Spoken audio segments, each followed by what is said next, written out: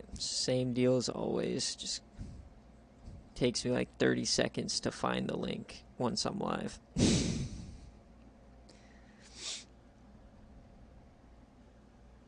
Alright, wait, somebody talk. Hello. Alright, I didn't drop 1,000 frames. Whenever somebody talked, is that what No, I caused didn't. I that? didn't. I didn't. No. No, the reason we can't have commentary is because I can't screen share and do. Oh. Yeah, so talking's I've always fine. wondered that because it seemed like an easy fix. That didn't seem like a too difficult of a No, dude, fix, my but my I see upload it. speed is literally 1. And I can't change it. One? Yeah, 1. I can't change it. Oh. I've tried. Do you want some help, bro? I got 40 uploads, so Dude, send some over, bro. I've called AT&T. They're the only provider, and they're like, we have no other options. Oh, that sucks. Yeah, I'm lucky that Chattanooga is a very internet heavy city to the point where like we have a 10 gig option if you'd like a 10 gig option, which is like not 10 megs, like 10 gigs for your internet, which is just complete overkill and not needed at all. But yeah, it's pretty great. All right, so oh, dude, I must be tweeted it out. nice. I always say tweet it out, but um, I pay for fucking gigabit, and I've never seen a fucking speed over 600 a day in my fucking existence with this company. bro, I have 18 up and, or sorry, 18 down and 1 up. No, I get my 40 up, but goddamn it, I don't get my 1200 down. Yeah, we have like EVB was the first company to ever do gigabit internet for just like regular like consumers. And I think that was like 12 or 13 years ago that they started doing that, which at the time was like kind of insane. But yeah, it's like super cheap too, which is great. Alrighty, so we are live. I already tweeted it out, so there might be some people in here, but this is the brand new SFA and Chill podcast. It's not going to be weekly. If it is, it will be every Thursday. But yeah, it's just something to do for fun. Talk about like IRL stuff and the SFA. This week it's me, Nick, coach of the Vols, and DogWater, coach of Memphis. Say hello. What up? Go Vols. Memphis is going to the playoffs. Okay, buddy. All right, calm down. All right. Well, I want to get this first started. We're going to talk about IRL college football first, and my one burning question was for Nick. He's never told us, with all the stupid checker stuff, is were you a white checker or an orange checker when you went? Oh, I was a white checker. I Oh. I actually didn't have like any Tennessee white stuff, which was kind of surprising to me. But I was like looking, I couldn't really find anything. I found an old shirt, but it was like kind of gross. I didn't really like it.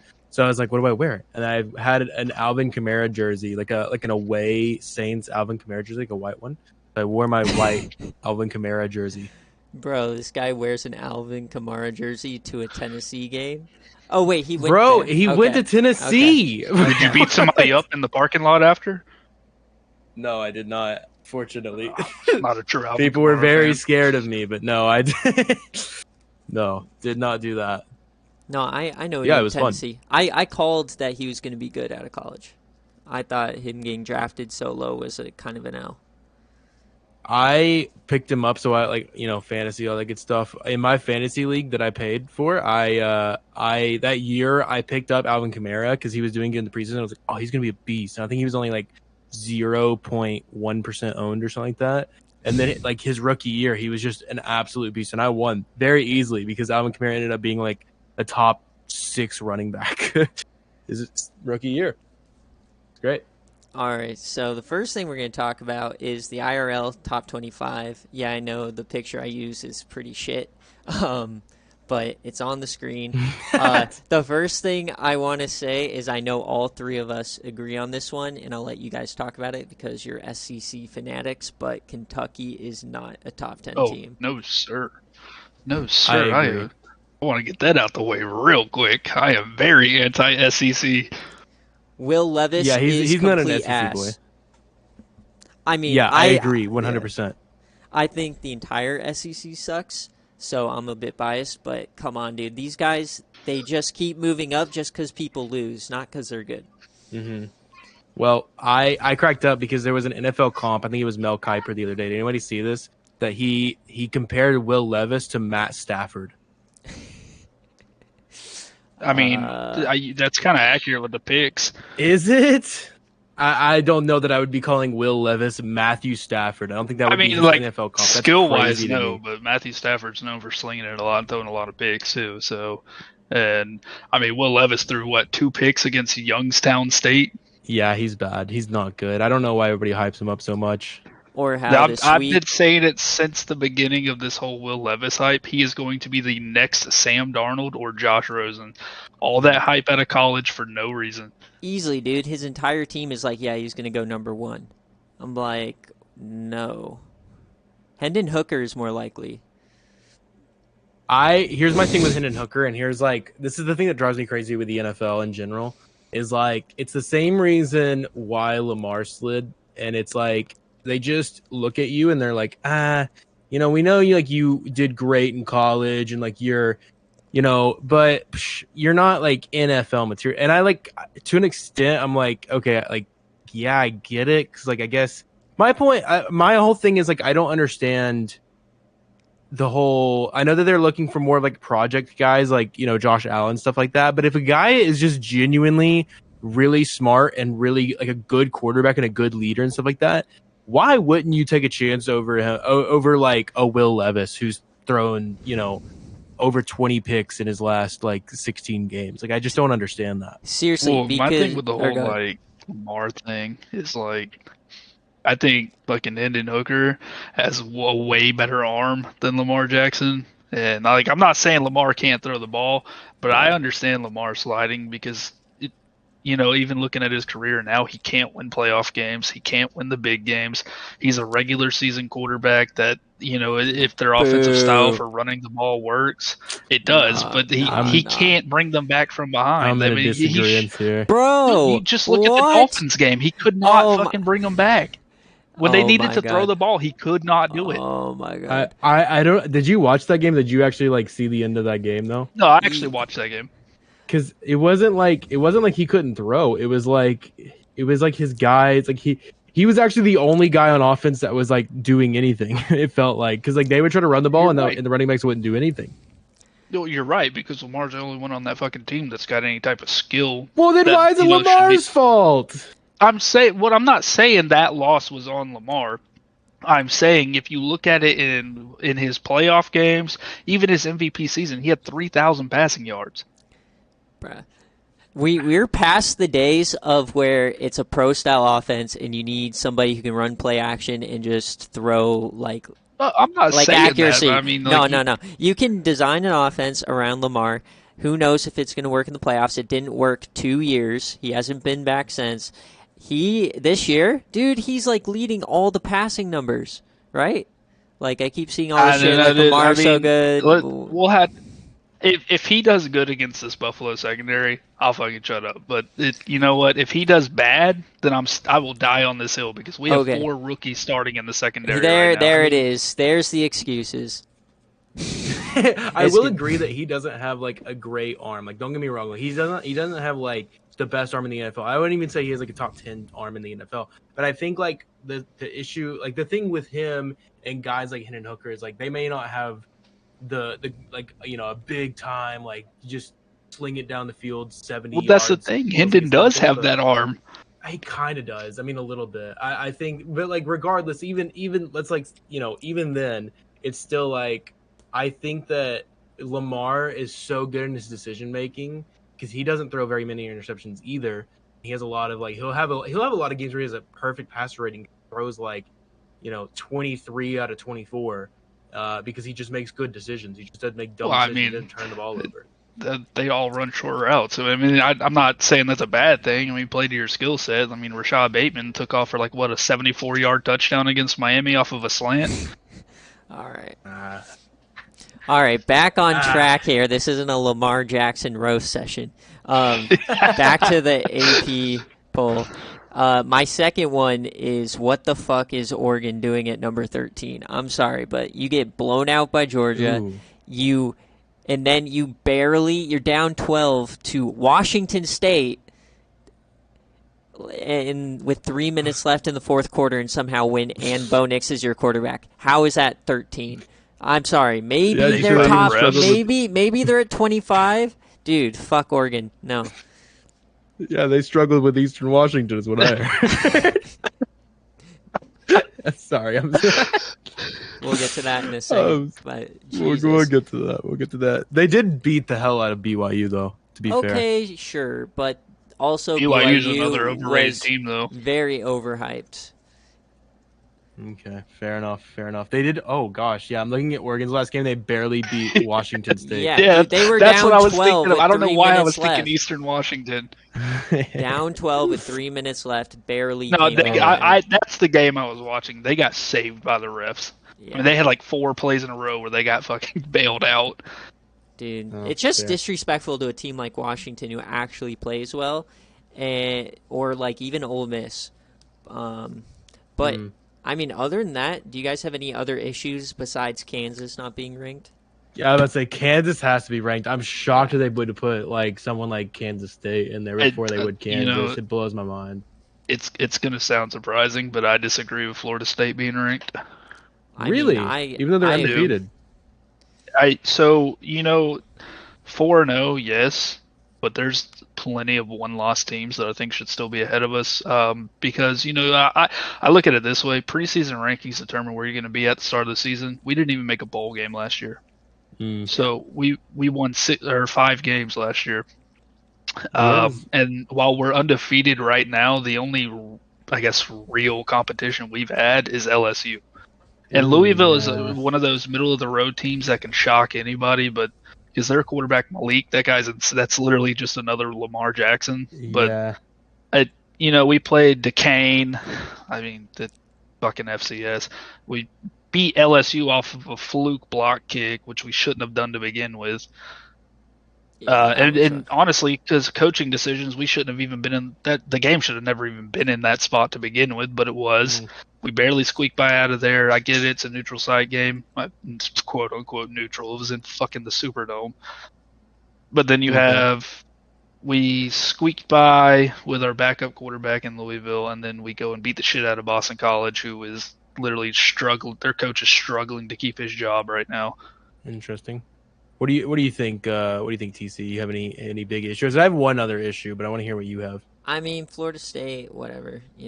They're 4-0. They kind of serve it. My thing is, what the fuck is Pitt doing at 24 with Kansas not being ranked? Here's my problem. The AP poll, yes, it's complete shit, but it dictates so much and it means so much to coaches, schools. Like, if you're in a top 25 game, you're going to sell out your stadium most likely. If you're a top 25 team, you're going to recruit better. Like, these dipshits, whoever has these votes, they all just go based off the preseason stuff and move them around kind of like chess pieces. Like, they'll move you 3 up if 3 people above you lose, even if you barely beat fucking Eastern Washington, right? So, I mean, to me, it should be a committee the entire season.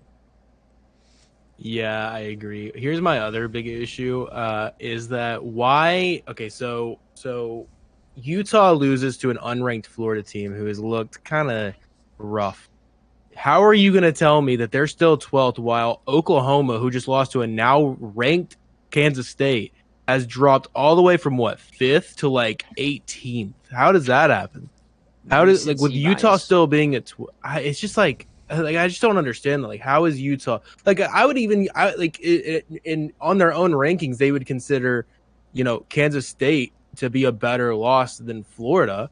So it's how do you know what I mean? How is that big of a discrepancy? That seems kind of wild to me. Because the losers who make all these rules say that their resumes are not comparable, so you can't compare them, right? They just think Utah is unequivocally better than Oklahoma. I would honestly agree Utah's better than Oklahoma. That's my opinion, though. I think Oklahoma always comes into seasons way overhyped, and I think that's the biggest reason. Sure. Like, people are just starting to drop them lower and lower because this is what they do every year. I mean, I still think that out of the 3-1 teams, you have Texas A&M, who's now ranked higher than Oklahoma. You know, it's like, you know what I mean? Like, how are you gonna? I don't know. It's like if you're gonna consider the 3-1 teams, and one of the 3-1 teams has a loss to a Group of 5 school, and one of them has a loss to a Kansas State. Is Miami still ranked? There's no way, right? No, they're not. No way. Okay. No, they should not be. And I saw something crazy. Daddy Joe Klatt, the best guy in the media, Colorado QB, by the way. But he, according to 24/7 Composite, you know, that's the recruiting ranking people. Like, they rank each team talent wise based on the recruiting. Dude, Georgia, Alabama, and Ohio State are so far ahead of everyone. Like, the talent difference between those three in like USC is the same equivalent as the talent difference between USC and a team like ranked around 60th, like FAU. So these rankings, like, 25 over a 6 upset seems like a ton, but in terms of talent, it really isn't that much.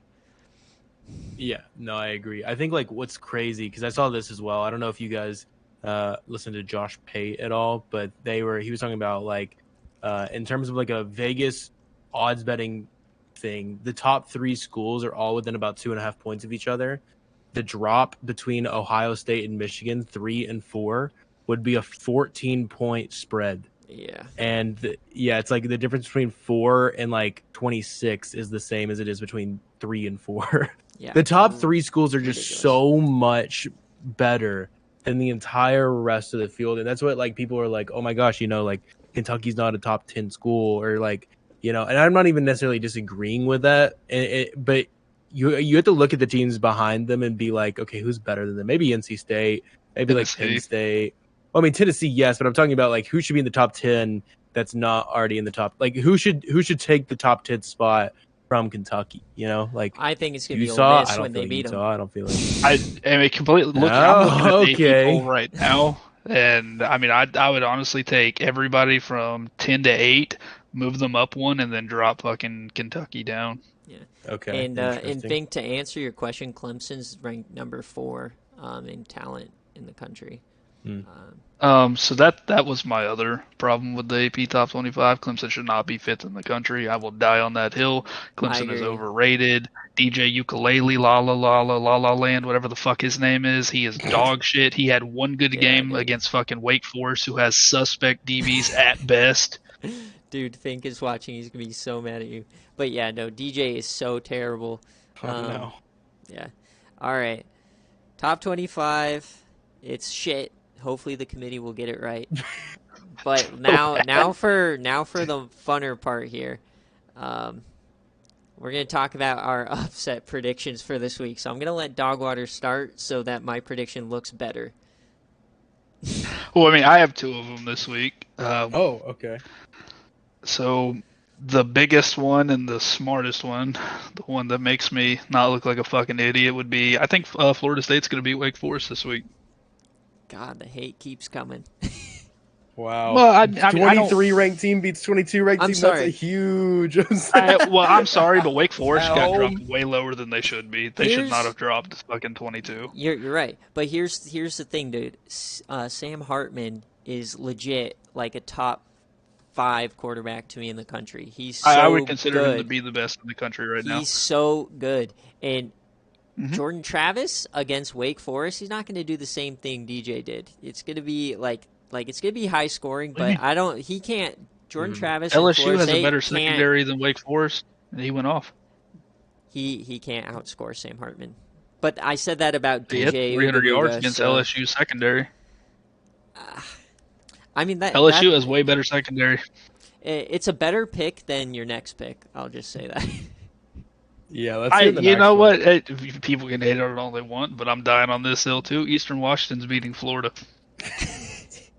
Hey, hear me out here. I understand AR-15 is not that bad of a quarterback, but he's still pretty fucking bad. And this Florida team still has not figured out what their identity is. They don't know if they can run the ball. They don't know if they can pass the ball. So interesting fact about AR-15, he has more rushing touchdowns in week 5 than he does passing touchdowns. Okay. So it seems like DogWater, there's a trend in who you like and you don't like. Anybody who can run the ball at all, you fucking hate. No, I have no problem with people that run the ball. Dude, I have a fucking literal autographed Josh Allen jersey and full size. I love that guy to death. He's a fucking mobile quarterback. What do you mean? The best arm in the NFL. What do you mean? You He's hate a mobile Lamar. quarterback. You hate AR-15. I don't hate Lamar. You hate Cardale Jones. I don't hate Lamar.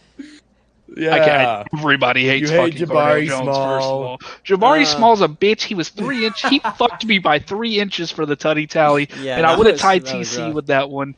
That was rough. All right, look, but here's my thing. I don't hate mobile quarterbacks. I don't hate Lamar Jackson. I just think AR-15 was way overhyped because he's a quarterback at Florida wearing the number 15, which is disgraceful if you ask me. I agree. But Agree. he came into college with all this hype, and he has underperformed in every situation. Yeah. Every situation. Tennessee, he overperformed in the Tennessee game. I will say that because the Tennessee's game plan was that he's so shit, we're just gonna let him try to throw on us, and that blew up in our face. But we still ended up winning the game. I think we can all agree he's overhyped, but you're talking about Eastern Washington. Yeah. Right, but that it doesn't matter. I mean, dude, that you could have said the same thing if somebody picked Middle Tennessee State to beat Miami. They have Tyler Van Dyke, who has one of the best arms in college football. Yeah, no. And he got benched in the third quarter. Yeah, anytime I'm just you telling you pick right a now, FCS over a Power 5, it's rough. Yeah, I'm just telling you right now. I would give you $100 if Eastern Washington beats Florida. Yeah. I'm very confident in the fact that Florida's going to win that game. That is. I don't know, because you got to look at Florida's trend on this year. They overperformed against Utah. Then what they go and do? Yeah. They lost to Kentucky, who is very overrated. I mean, I guess we'll see. All right, and I want to hear at home they almost lose to what was it, USF? Yeah, USF. All right. Well, I want to hear. Am I going? I want to hear TC's. Yeah, I want to hear your pick. Pick. So think about what happens to Big Ten teams in October and November when they're overhyped. Just think about it. Okay. You got teams like Ohio State, Michigan. Okay. Who's the most overhyped team in the Big Ten this year? Minnesota. And guess who they're playing?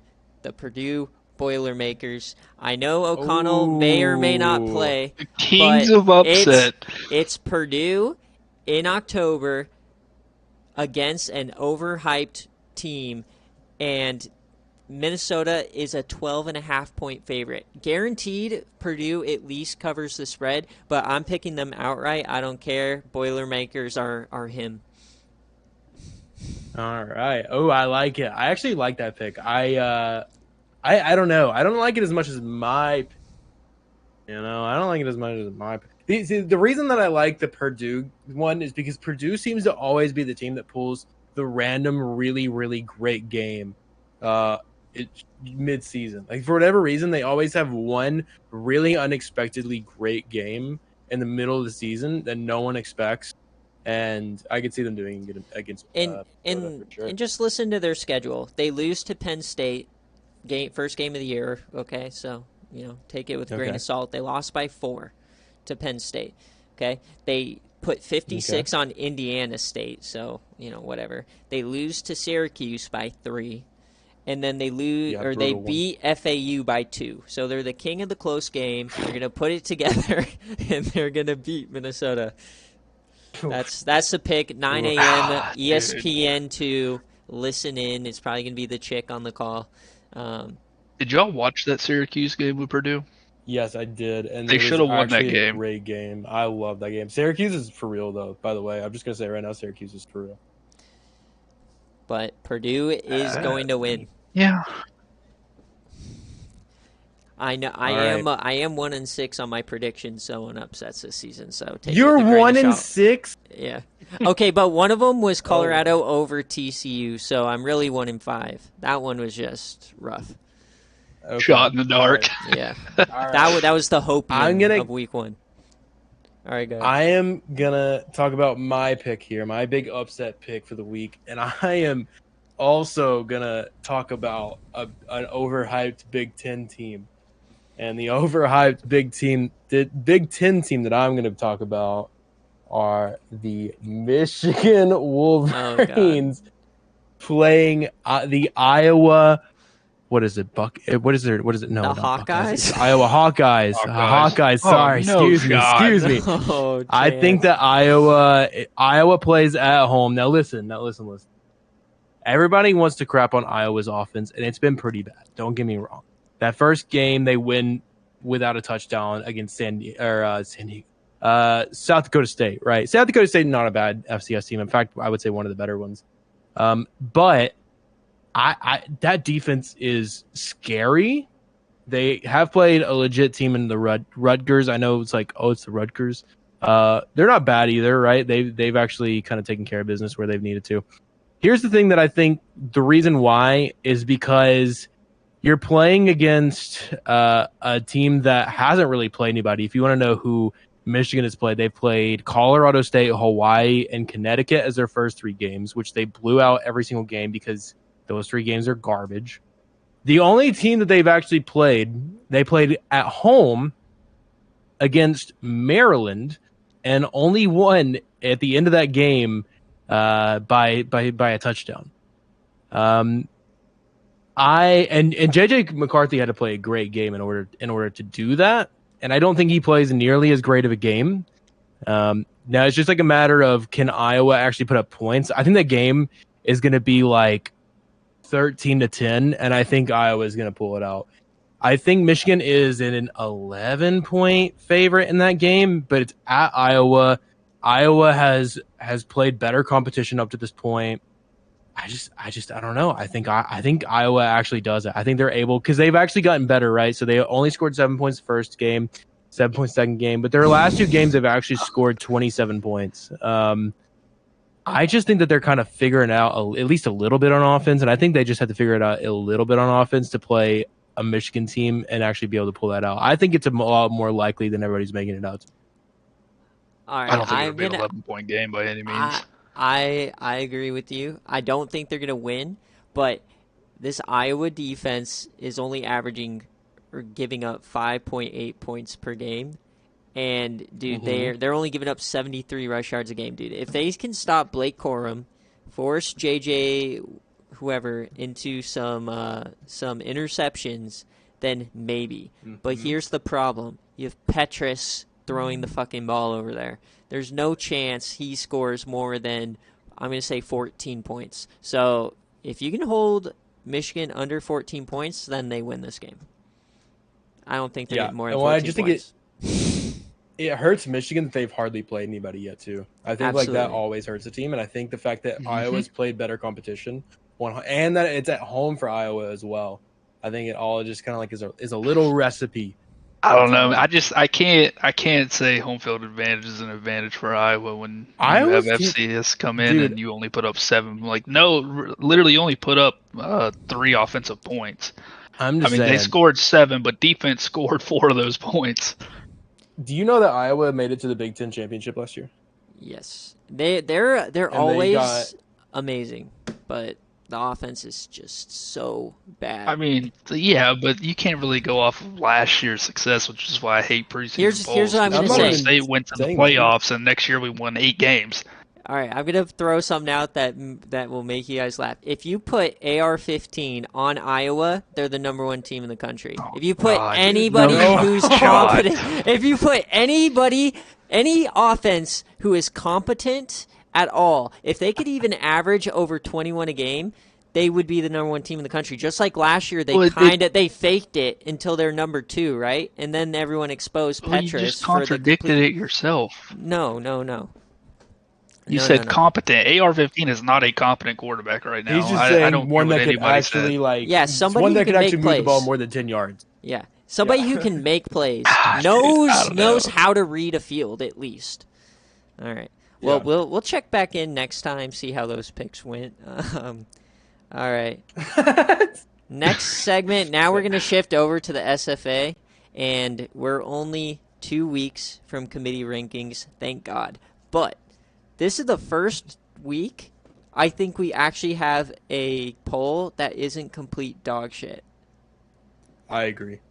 My only problem is South Carolina's at 2 and North Carolina State's at 1, despite having 3 more first place votes. But that's just why? It's because some of these computer polls don't put some of the top teams, so they drop. Tough. Yeah, and then Tennessee at 18. DogWater, you're at 9. That's actually exactly where I had you. So tied for 17. Put some respect on it. Good Lord. But I put you at 18th in the game. I gave the edge to SMU. Did you? Yeah. You're saying you put them on top of? No, because I put them at 17. I was gonna say something to TC before, but I was like, I'm gonna wait. I have noticed that you have not put Tennessee in your rankings a single week. Literally have not put them in there. I put you in there. Week. I put you in there at when you were 3-0. I put you at like 25.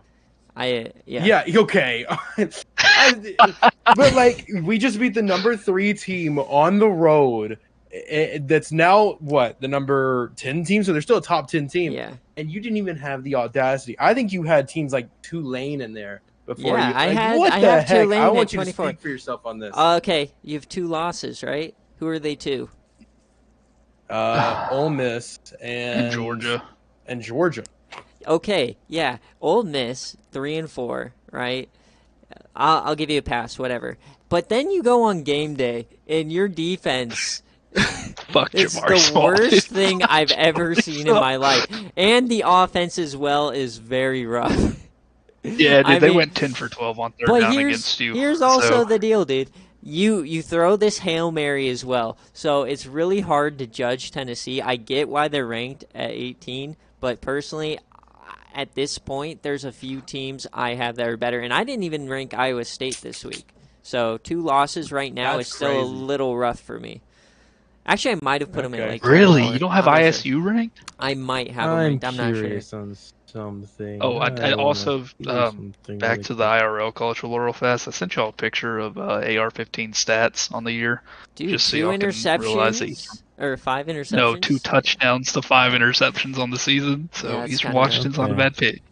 Okay, you get a pass. You know what? You get a pass. You didn't put ECU in your rankings. You get a pass. I didn't. Yeah, you're right. I was gonna say if you put them in there with 2 losses, I'm gonna have something to say. You lose to a 69 overall quarterback, and you deserve to never be ranked again. I'm don't believe that. 0-4 against Chad Barber in the last 2 years. He's been a 66 overall and a 69. Yeah, but here's the thing, though. NCAA 14 was designed to be whenever they designed this game, for some reason they put upsets to be way too common. So you have this super high-powered team. Cincinnati. What do they have, like 1 or 2 wins on the season? Yeah. Yeah. So this is a big upset game, dude.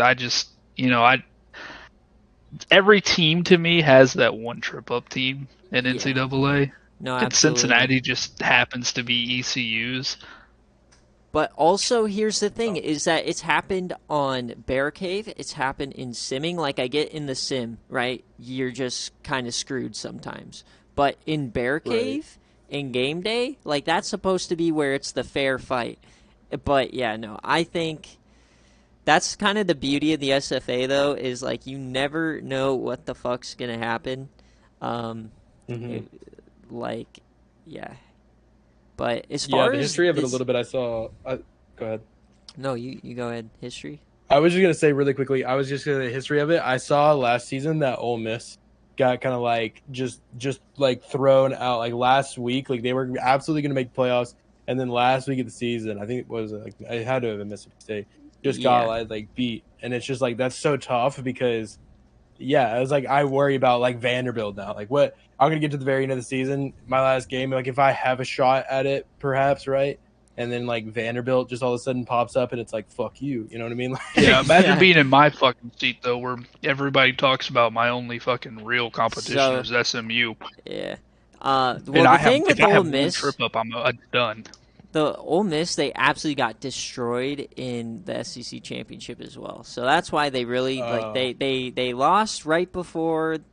They had the division locked up in like week 8 or week 9 or something nutty, and then they lose, and then all of a sudden they're at 2 losses, and then they just get destroyed by Alabama. So I will say, though, that the committee in the past has been brutal to teams that lose their championship games. Like, those games are kind of truly playoff games here because, one, most of the time it's for a bid, and then the team that loses normally gets left out because we only have 2 at-large spots.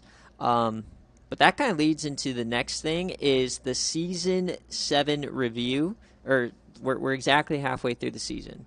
And right now, we have 7 undefeated teams left. We got NC State, South Carolina, Ohio State, Notre Dame, Michigan, Memphis, and Kansas State. Yeah, I mean, we're exactly halfway through the first season of your guys' careers. So, I mean, I wanted to kind of have you guys talk about your experience so far and how you think about the first half and how it's gone. Yeah, go ahead, DogWater. I mean, I've already had a few coaches say it's a Mickey Mouse season for me just because I'm undefeated right now. But I do like to point out because you have sent me in Seth Hennigan stats and stuff like that before, and I do want to point out since I got here, we've already won as many games right now as we did the entire season last year. Our offense has taken control of games. Seth Hennigan is blowing his career numbers out of the water with the playbook I put him in, and with the system I have my defense in, we're probably on paper one of the worst defenses in the country, but we're number 2 in the country on turnover differential. Yeah. Okay. I mean, yeah. Nick. Right.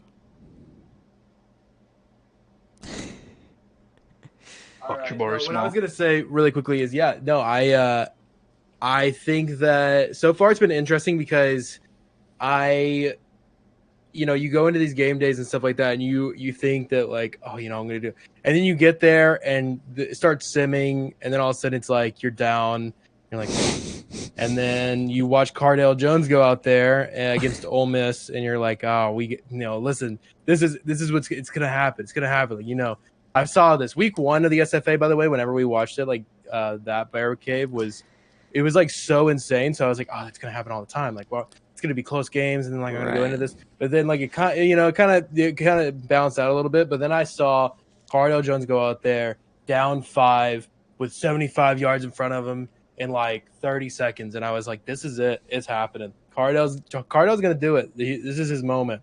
And then he throws a 4th and 14 check down. Somehow we get it back because of the sim. And then he just gets sacked on the last play. Like, all you do is throw. It just, man, it really makes you like 7 seconds. Yes. Well, and that's is what's great is because there's such a story in college football in general, but in the SFA there are just as many stories basically, but it all happens so like a lot quicker in my because you see it all happen and everything like that. And so, like, for Cardale, for like specifically, I love his story because he's kind of like, he's had some really boneheaded movements and like boneheaded stuff, right? But like the Hail Cardale, like that was, it was like just seeing him do that. I was like, dude, I don't know, I'm just gonna ride or die with you, because like, let's do it. But dude, it also though like the Hail Cardale wouldn't have even happened if his wide receiver on the 4th down before didn't make this nutty diving catch on 4th down. Yes. My God, dude. Like how? Like Cardale throws such a shit ball in the rain that this dude has to dive, and he somehow brings it in, and then greatness happens. No, I mean, yeah, that's what. Some crazy stuff happens, but I think Cardale's been such a unique story because it's our first like true backup coming in and actually doing something, getting a lot of light, getting a lot of the limelight. Oh yeah, for sure. But I mean, Willie Sharp with as that far as 6'4" his injury. first season goes, I mean, even if you're like the reason I like this so much is because like even if you're the most try-hard SFA nut trying to predict this stuff, you can't. Like, I could have predicted Ohio State, obviously, because they're in the championship game. I could have predicted Notre Dame because they were good last year. I could have predicted NC State because they're 95 overall. Maybe even could have predicted Michigan because with this core, they did make the playoff once, but they were 5-7 last year. But a team like South Carolina. 0-13, and with pretty much the same players, just a different coach and playbook, now are 6-0. Absolutely nutty. And they beat me on game day. Like, that's when, like, I know NCAA puts in teams that, like, are just, for whatever reason, good that year. No matter their overall, they're just good. But on game day, I'm like a 95 overall team, and this 83 comes in and kills me in double overtime. Like, it's just like I think they're kind of a team of destiny, but then also like they struggled against Kentucky, so I'm kind of scared for the second half for them.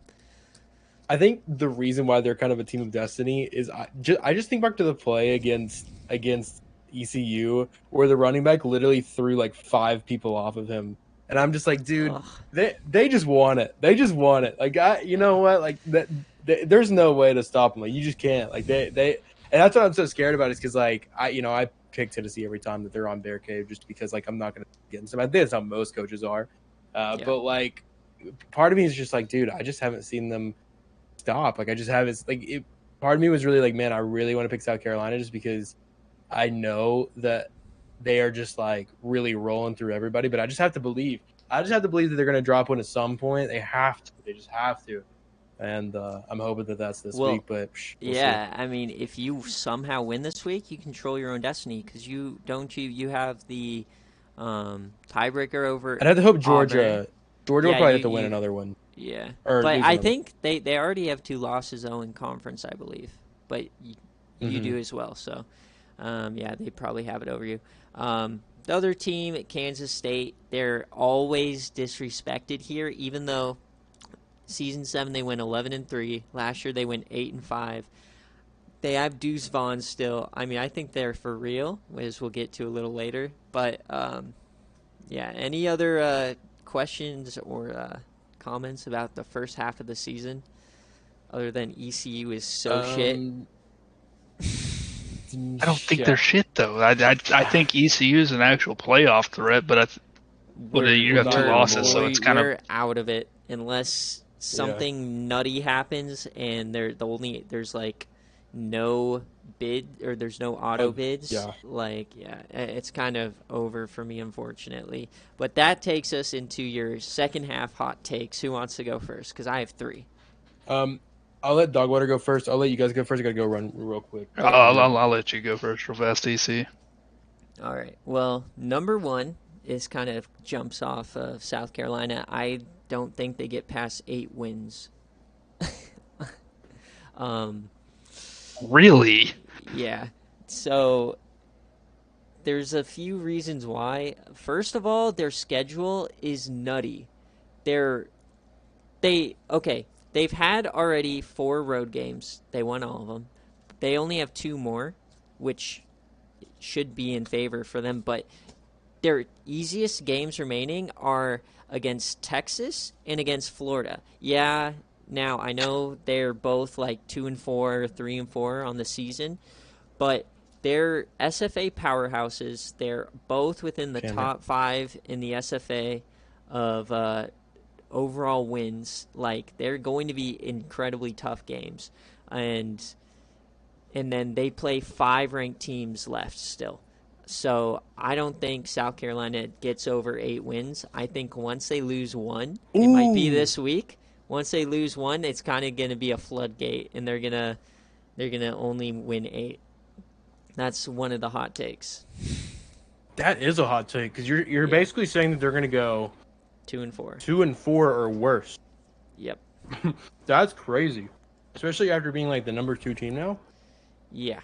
No, that's crazy. I think that Was that just your one hot take for South Carolina? Was just that they're gonna for South Carolina, I have two more, but yeah, they're gonna completely choke once they lose one.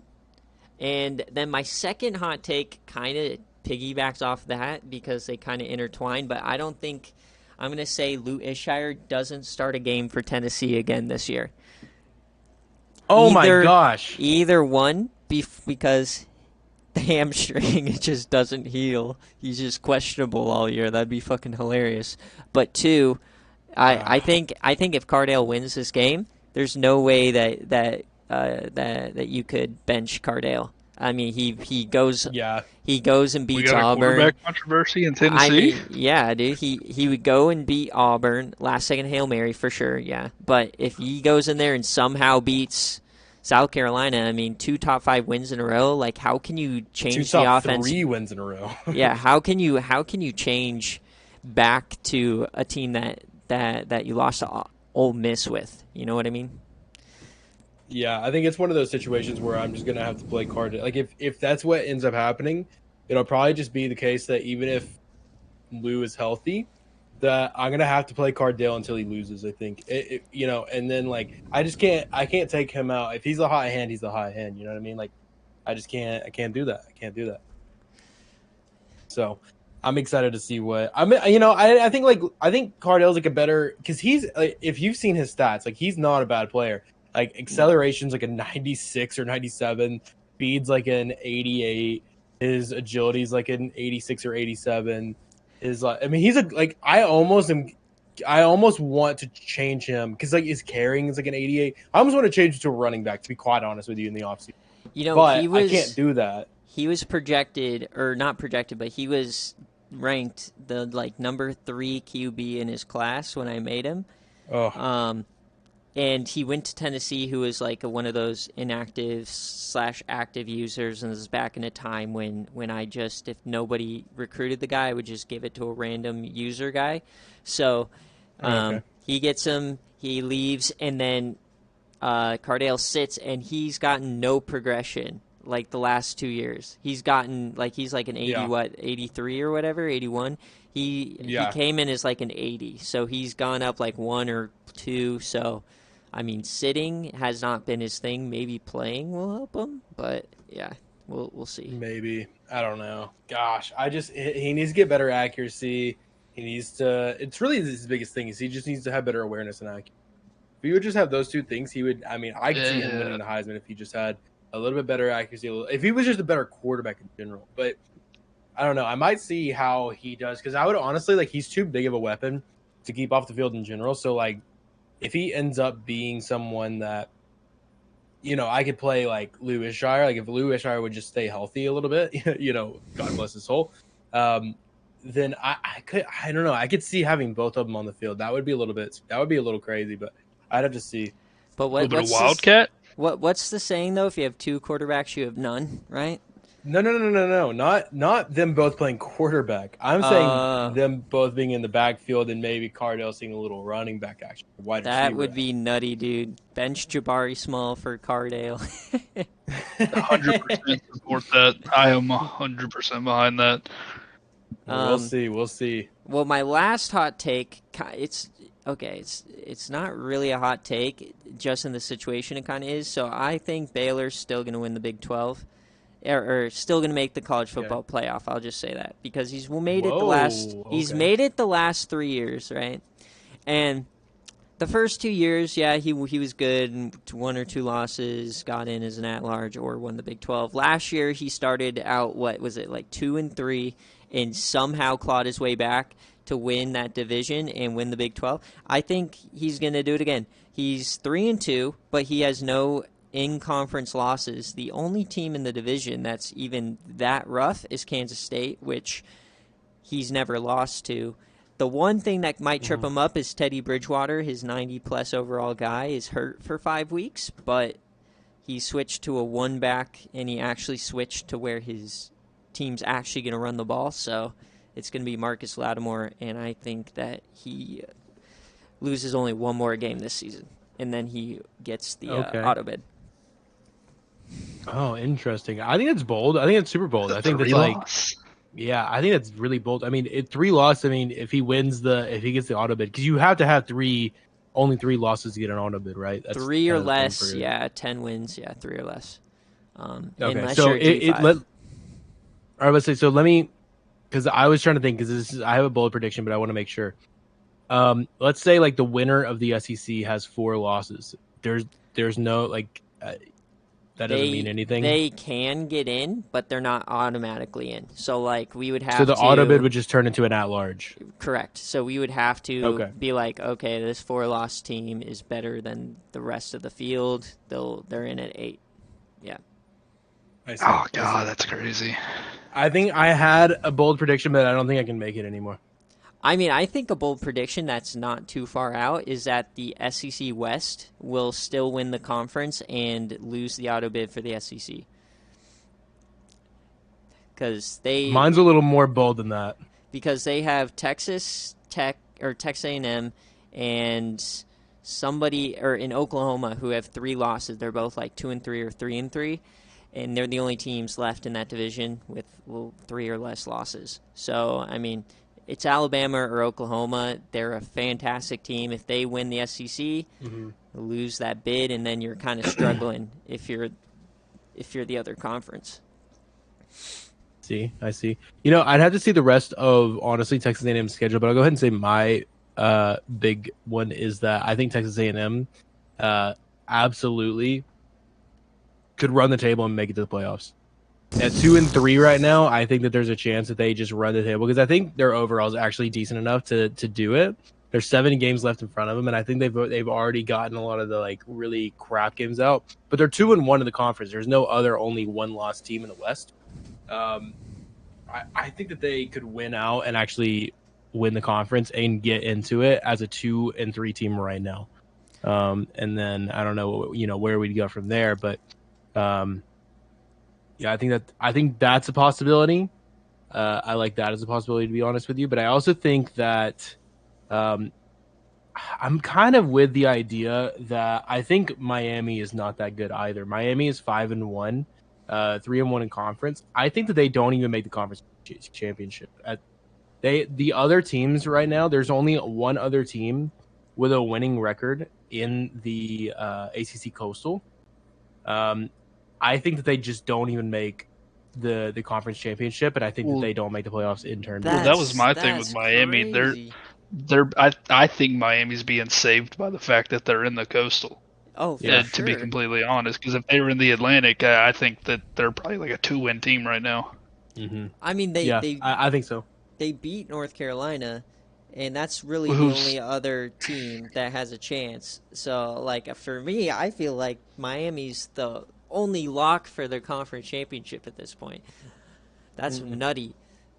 Yeah, I think I'm in lock for the conference championship because they're in the Coastal. Well, I'm saying that I don't even think that they make the conference championship. Yeah, that's really what's nutty. Yeah. Mm-hmm.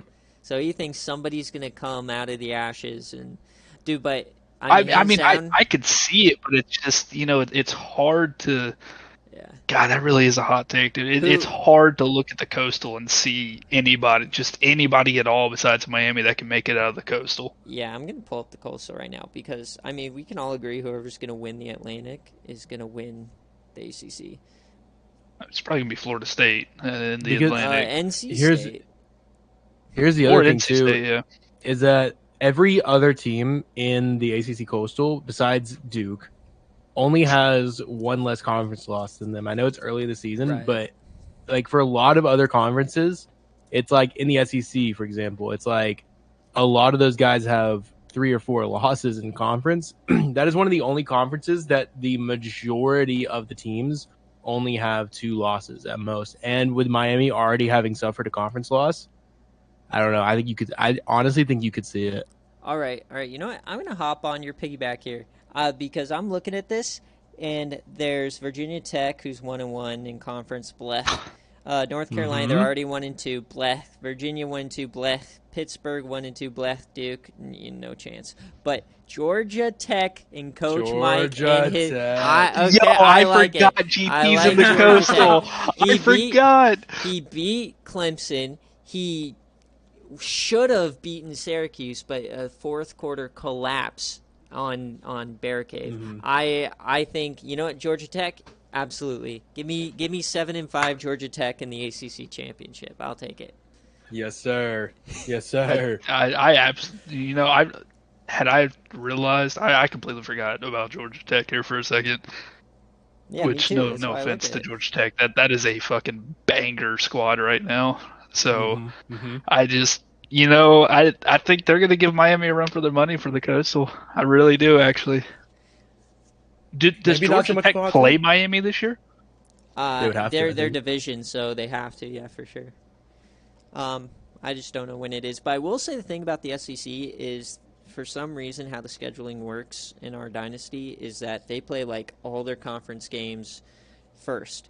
You know, they'll maybe mix in a non-conference game here or there, but pretty much far and away, they almost all have played almost like 5 or 6 conference games at this point, which is I haven't played shit for crazy. conference games. Exactly. So I think I've played so one. a lot of them have easier schedules on the back end. So besides a team like South Carolina, so I think that we could see a lot of these SEC West teams get to like 8-4, 9-3 maybe, but it's going to be a tough road. Yeah, for sure. All right. Cool, Any more cool. All more right. hot takes? Any more hot takes? Hey, Does DogWater have one? I've got 2, All right. and they both have to do with the playoffs. All right. So these are my 2 teams that I think, to me, are locks for the playoffs if they continue. Well, yeah, obviously one is going to be Memphis. We just have honestly, I looking at the schedule, if we just continue, I know we've played some close games, but I think a lot of people fail to realize, like, Memphis doesn't have this 99 offense. We just have a quarterback and a running back, honestly, on our team. Like, that's the only 2 90 overall players we have, and we're a Conference USA team. So I think a lot of people kind of, they just see the fact that we're 6-0, and because it's coaches voting on it, we're 9th in the country right now. So I think a lot of people are kind of like failing to see, like, the true matter of fact is Memphis is a 80 something overall team in the Conference USA. So to me, that is a hot take for Memphis to make the playoffs. Yeah. But what's going to get us there is a cupcake schedule, in all honesty. Yeah, that's all it Because takes.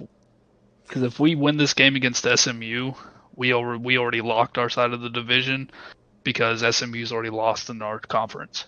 And I will say you can't really say it's cupcake because of the P5 teams you've played.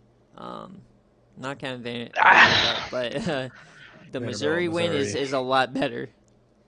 Missouri is good. Yeah, and Kansas has looked bad, but a lot of people seem to forget that Kansas also beat Oklahoma when they had Spencer Rattler. Like, I get they have Caleb Williams now, but the Caleb Williams experience has gone to shit for Oklahoma. It has. So, and then my other team that I have making the playoffs is Kansas State. Ooh. I think Kansas State's going to be a playoff team. I really do think they're going to win out this year, and I think they're going to be in the playoffs. Kansas State. Ooh, yeah, you're basically conflicting with the Baylor pick as well. Ooh. I am. Okay. I am. All right, well, since we're on topic of Kansas State, we're just going to move on over to the game day tomorrow, which is Kansas State at Arkansas. I picked Arkansas on BearCave before I even looked at the game preview. But, dude, if you look at this preview, Kansas State has the 3rd rushing offense in the country with Deuce Vaughn. He is a veteran running back. He is insane. 249 yards on the ground. And then Arkansas has the 90th ranked rushing defense. and if you look at Kansas State's defense, it's nutty. They're 2nd in total defense. I don't know who's first, but they're 2nd. Rush defense, top 10. Pass defense, top 10. They're top 20 on turnovers. Like, I don't see how you can possibly not pick Kansas State.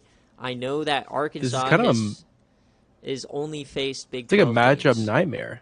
Well, Yeah. So this is the thing, though, that could possibly screw Kansas State. BearCave has been rough this year. Yeah. for teams. I mean, it's, like looking at it, you see, like, even for Memphis, it's been rough. The couple of games that we've had that have simulated, we go blow people out like 40-10. Like, we put up like 40 points in the first half and just kind of take the foot off the gas the rest of the game in simulation. We go to BearCave and we have a bunch of close games. Yeah.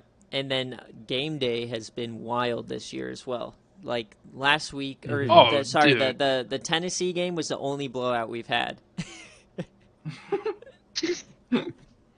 No, ISU versus Iowa was a blowout. That was like 20-something points. But I will also say for game day, a QB that is actually like really good at scrambling and throwing, like Vandegrift, and they have Hardhill. No, they have. God, I'm about to say Justin Jefferson, but that's not his name. What's the Arkansas quarterback in real life? KJ Jefferson. Yeah, KJ Jefferson. He's in here still. Ooh. He might be able to bring them a W. I believe he's still here. I'm like 99% sure. So it's really except he also might be like Cardale Jones and fumble it on the goal line or something. Not, I don't know if that's happened before or not. Whoa. I mean, if we want to talk about quarterbacks making mistakes, we can pull Alex Flynn in the conversation real quick. Okay. I'm sorry, really quick. I need to point out something. Is this a glitch? Has Arkansas literally only played conference games up to this point? Yes. What? And Kansas State has not played any? Hardly. They played one. Pretty much their entire division plus a few interconference ones. This is going to be their last conference game. They're gonna wrap up the division if they win this game easily. I think they already have the division wrapped up, to be honest. But yeah, Arkansas's schedule is ridiculously. But I do know. Here's a fun fact: I do know Arkansas State faces South Carolina later on. So that's. I mean, I think I love Arkansas. If Arkansas wins this game, I would love for them to win the Big 12. But I think that they're going to drop some games late in their non-conference slate, and I kind of hope drop this game against Kansas State. I hope Kansas State wins this game and they're for real, but I feel like Arkansas, like everything on this screen points to Kansas State, but for some reason I just think Arkansas at home. Yeah, I just, especially since you said they're 90th in the country on rushing. I mean, that's against a team that's top 3 in rushing. So, I don't think there's a formula for them to stop that. Yeah, it's going to be like Georgia against Tennessee on the run. Oh, don't stop, please, God.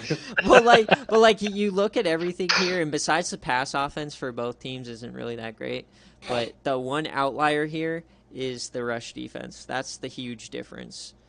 So yeah, I think that might be. Well, I think what should also who has Arkansas played so far that has a good ground game? Because if they've played a bunch of ground and pound teams, I mean, their only loss was to Colorado, I believe. Well, how many users has Arkansas played? That'd be my question, because I have noticed a lot of user coaches have very run-heavy offenses. So when you're running the ball, like 40 times a game, like that's going to inflate. That's going to make your rushing defense look like it's dog shit. But, when they're putting up 200 yards on the ground, but they can't pass against you, that you're still going to win the game. All right, so let's take a look. So they barely beat Kansas by 3 last week. But that's like a trap game. Then they beat West Virginia by 10. Gotta scroll through all of these. There's 37 pages of Arkansas in our Discord. Looking at this, sorry, I just want to say really quickly, Colorado only has 1 conference loss and holds the tiebreaker over Arkansas. Ooh. And they're 4-1. Ooh. Oh no, Colorado back maybe? No, wait, no. Actually, you know what? Iowa State was the one. Iowa State was the one that beat Arkansas. Oh, you're right. So I mean, then they beat Colorado by 7. They've beaten Nebraska only by 3. So they've played a lot of close games, though. So that 6-1 record might be a bit inflated. They just might have been getting lucky. Well, even we beat Kansas by more than 3. Yeah, but you know, it was at Kansas. Let's be fair. But yeah, game day is gonna be fun tomorrow. Yeah, it will be. I'm excited for it. Anybody have any other SFA related things, or if anybody, I don't know if anybody's in chat still alive, but if you have a question for any of us three, hit us with it. Otherwise, we're gonna kind of head out. Do our the Thursday last night thing, football pick. yeah. Whoa. All right. Well, while we wait for questions or whatever, Thursday night football, Bengals Dolphins. I already know DogWater's pick, but I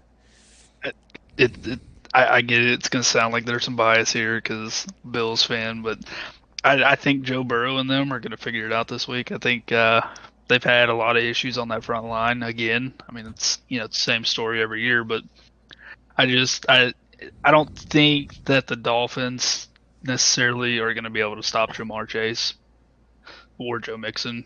So it's the one thing when you look at the Dolphins defense, they can't stop the run. Joe Mixon's a really good running back. They stopped the run against the Bills, but we can't run with anybody but Josh Allen. So okay, fair. Here's my thing is that here's what the Dolphins what's gonna happen. My pick is the Dolphins, and here's why. Dolphins go into the is it? I'm assuming it's at the Bengals. Has to be. Yeah. Dolphins gonna go into the locker room, boys. Try not to think about. Let this game be a relief from everything going on at home. We're all safe. We're all here. Play a big game to represent the state of Florida in a good way. Let's go out here. Tua's back tonight. You know what I'm saying? Tua's back tonight. They're basically more healthy than they thought they would be tonight. I think the Dolphins are going to win, and they're not going to win small. Like, they're going to win in a big way. I think the Dolphins are legit, and I think they actually win. Cleared for tonight though. Okay. Yeah, they cleared him. I'm cleared. gonna go the complete 180 on that one. I think all this talk about Eli Apple and how shit he is and how they're just going to expose him, right? All these guys hyping them own selves up. I'm a big all these people hyping. They're not working. They're not in the film room like Russell Wilson. They're not getting better every day. God, They're not cooking. They're going. Dolphins are just sitting back. They're like, oh, we beat the Bills. We're gonna go 17-0. I don't even need to work out again. And then they're gonna go into Cincinnati, and they are going to. It's gonna be close. They're gonna get punched in the mouth, be down multiple scores. So they will battle back because they're a good team. But I think Joe Burrow. I mean, he has a monkey on his back. He has to. This team has to get a win. And for my fantasy team, hope. I'm benching Chase Edmonds tonight, and I'm starting T. Higgins. So let's hope 2 touchdowns for T. Higgins and nothing for Chase Edmonds. That's you got to look at it this way with the Dolphins.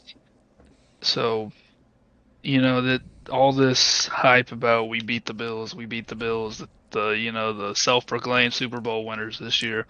I think a lot of it goes to show just how much they got exposed in that win, considering with 2 safeties and 2 corners that played against Tyreek Hill and Waddle are rookies.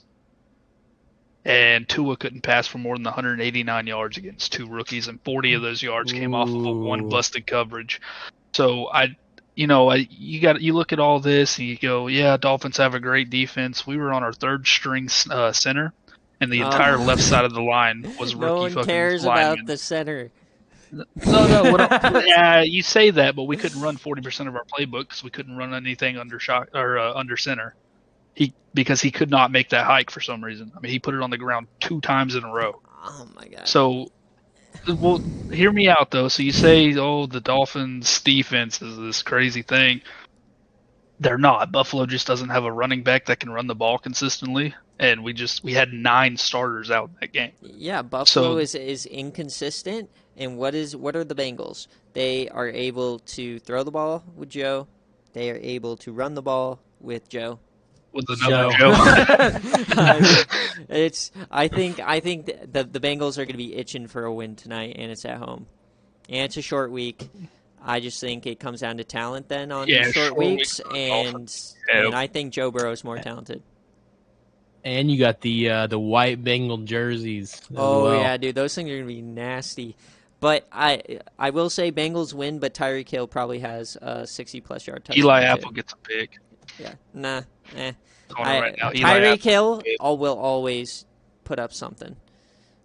Yeah, but even the 4 fucking rookies secondary shut down Tyreek Hill. So, it's... And, you could say pick your poison because Waddle had 100 yards in that game, right? But, I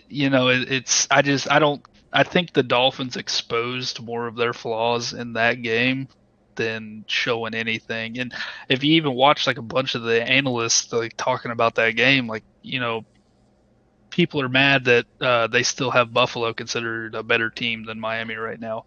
But it's because Miami exposed a lot of flaws in their system in that game.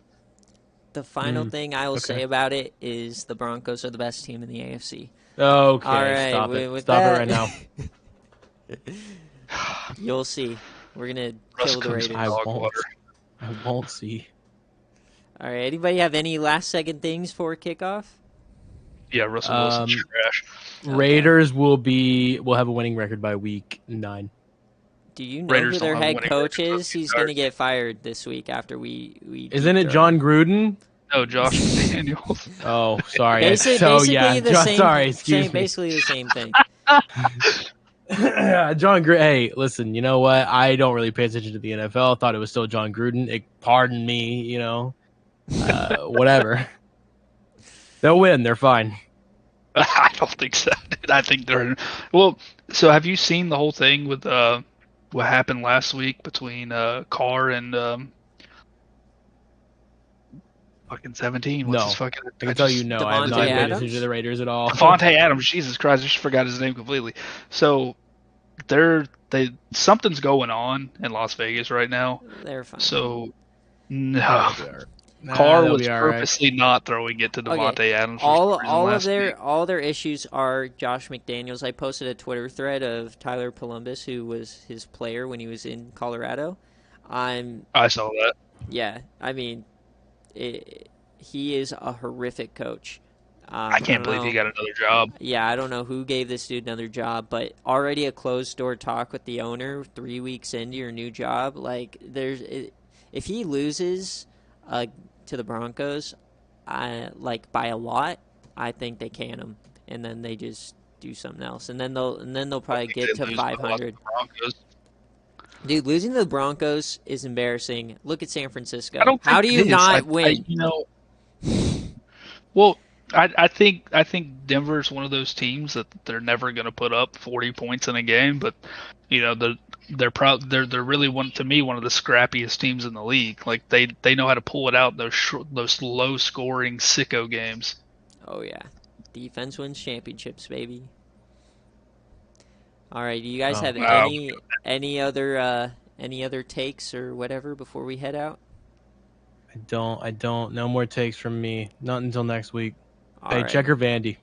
Dude, that's so crazy. But the official Barstool account tweeted it out, by the way. That's nutty. All right, well, thank you guys for watching. VOD is going to be available on the YouTube channel later on today. Thank you guys for helping me out with the first one. And if anybody is interested in being on here as a guest, let me know. All right, thank you guys all for watching. See you later. Bye, guys.